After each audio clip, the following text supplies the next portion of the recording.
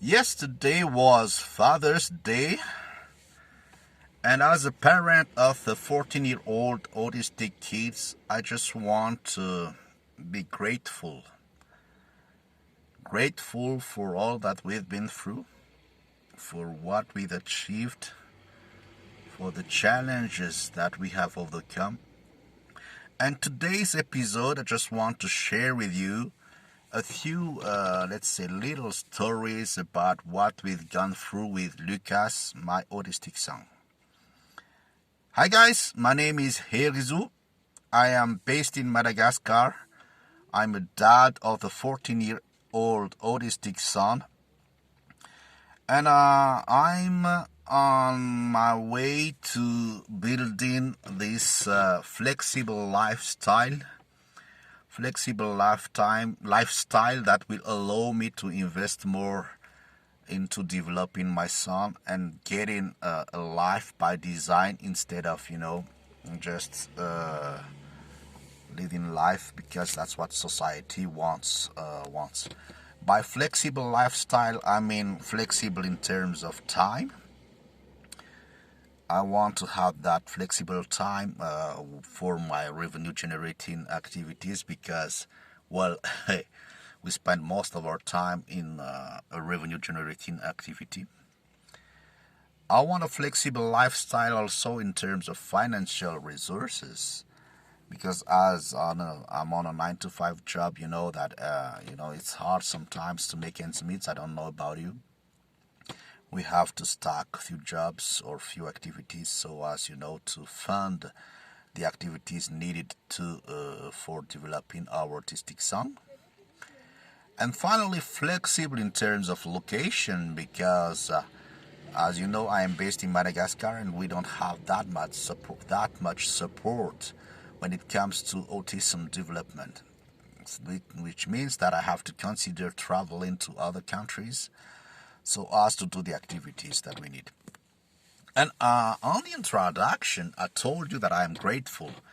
I'm grateful for what we have achieved, for what Lukas has achieved so far. So just to give you, some kind of rationale into it, Lukas is now 14-year-old.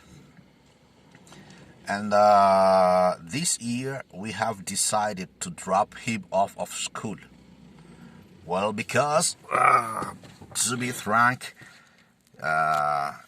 Lukas has two sisters. The first one is 1 year older than him. And Lukas is, let's say, 5 or 6 years late in terms of scholarship, school development. And we had to recognize that, well, the standard school system that we have here is not fit for him. He is, plateauing. And we had to take that decision to drop him off school. Doesn't mean that we know what's lying ahead. No. To be frank, we don't have a clear plan. We have found, let's say, an NGO that has some 4 kids, not necessarily autistic, but, their approach is to help those kids, deal with daily life activities, cooking, going to the market, and all the things, learning to count. As of today, Lukas, he's very autonomous. As you can see, he's outside. If you look, he's the guy there outside. He's talking to himself. I don't know what he's talking about. He's outside. He likes, going with me when I'm taking my elder daughter to school, and then he waits outside while I'm doing those videos. So I told you we drop him off school. Lukas knows how to read. He reads, I'd say, correctly in French and in Malagasy, but he doesn't understand what he reads, clearly, and that's a struggle. uh, because I think that if he understood what he reads, he can develop a lot. So we're working on that. I don't know how we are going to sort it out, but anyway, to give you a few stories also, I think it's been maybe 4 years. I can't count it anymore, but Lukas was non-verbal. So we discovered that he was autistic when he was around 3, and he was non-verbal. He didn't feel the need to speak, and it took us a lot of years because if my memory is right, I think he went through what we call the ecolalie. That's how we call it in French. I don't know how we call it in English. Where he only repeats what you tell him, and I think we've gone through it for 1 or 2 years before he could really speak a few words, and now he can discuss with us with his own words, with few words also, which means that we have made some progress, even though it seems like a total mess when it had started. And that's why I say I'm grateful. I'm grateful for what we've achieved so far. So for people who don't deal with autistic kids, they may think that, well, that's a big of an issue. But for us, parents of autistic kids, every little success we celebrated.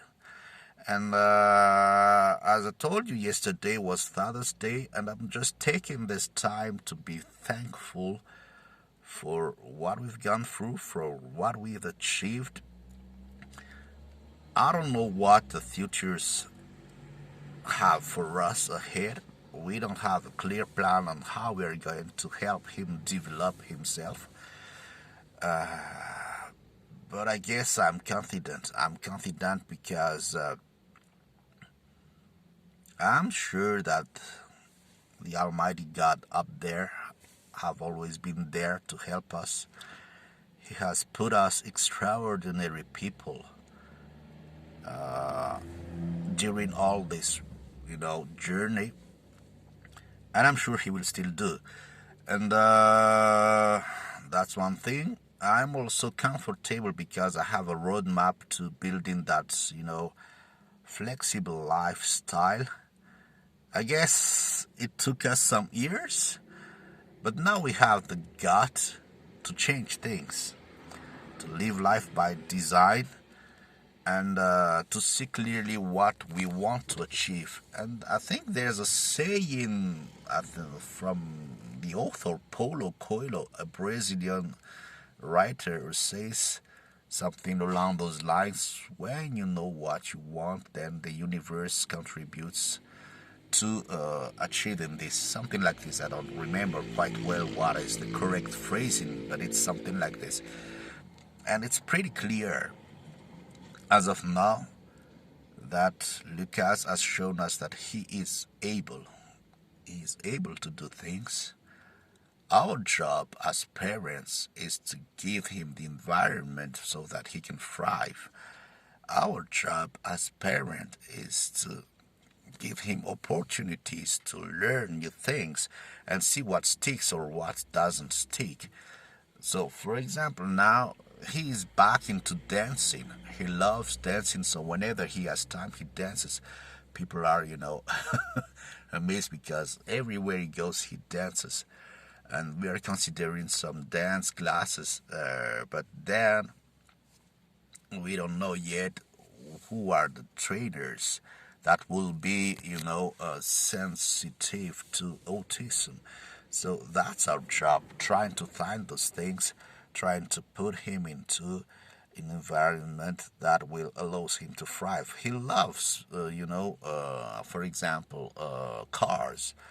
So we bought some car magazines so that he can read it, so that he can, in the hope that he will learn things, understand things. He will be curious about this and wants to know more.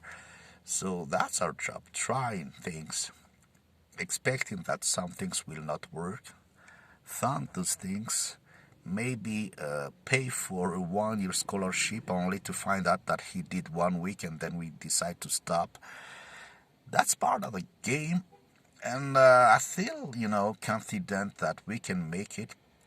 It's just that we have to invest into it in terms of time, in terms of finance, in terms of locations.